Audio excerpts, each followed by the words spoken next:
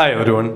വലിയ നമ്പറുകളുടെ പേഴ്സൻറ്റേജ് ഒക്കെ കണ്ടുപിടിക്കാനായിട്ട് നിങ്ങളുടെ അടുത്ത് ചോദിച്ചു കഴിഞ്ഞാൽ ഇതിൻ്റെ ഒരു 12% കണ്ടുപിടിക്കാൻ പറഞ്ഞാൽ എപ്പോഴും കൂടുതൽ പേരും ചെയ്യുന്ന മെത്തേഡാണ് 12/100 വെച്ച് ചെയ്യാം.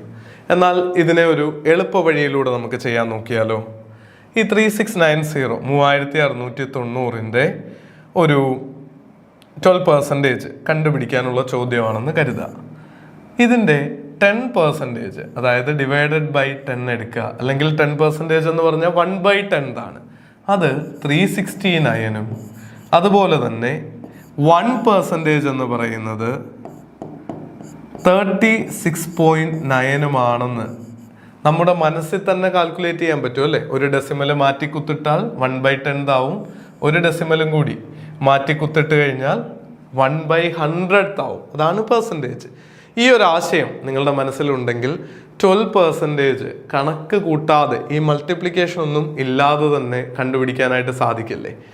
ഏറ്റവും എളുപ്പമുള്ള രീതിയിൽ നിങ്ങൾക്ക് 369 പ്ലസ് എസ്റ്റിമേറ്റ് ചെയ്യാനുള്ള സ്കോപ്പ് ഉണ്ടെങ്കിൽ നമുക്കിതിനെ 37 ആയിട്ട് റൗണ്ട് അപ്പ് ചെയ്യാം. പലപ്പോഴും ഓപ്ഷനുകളൊക്കെ ആ രീതിയിലാണ് വരുന്നുണ്ടാവുക. 37-ന്റെ ഡബിൾ, ഇത് 1% ആണെങ്കിൽ 37-ന്റെ ഡബിൾ 74 ആയിരിക്കും എന്ത് കിട്ടുന്നത്? നമുക്ക് 2% എന്ന് കിട്ടുന്നത്. ഒരു മൾട്ടിപ്ലിക്കേഷനെ എത്ര എളുപ്പം നമുക്ക് അഡീഷൻ ആക്കി മാറ്റാൻ സാധിച്ചു? 14 43 ആണ് നമുക്ക് ആൻസർ ആയിട്ട് വരുന്നത്. ഈ ഒരു ഡെസിമൽ പോയിന്റ് 1 കൂടുതൽ കൊടുത്തത് കണക്കാക്കുകയാണെങ്കിൽ ഇത് 442.8 എന്നുള്ള അക്യുറേറ്റ് ആൻസറിലേക്കും നിങ്ങൾക്ക് എത്താം.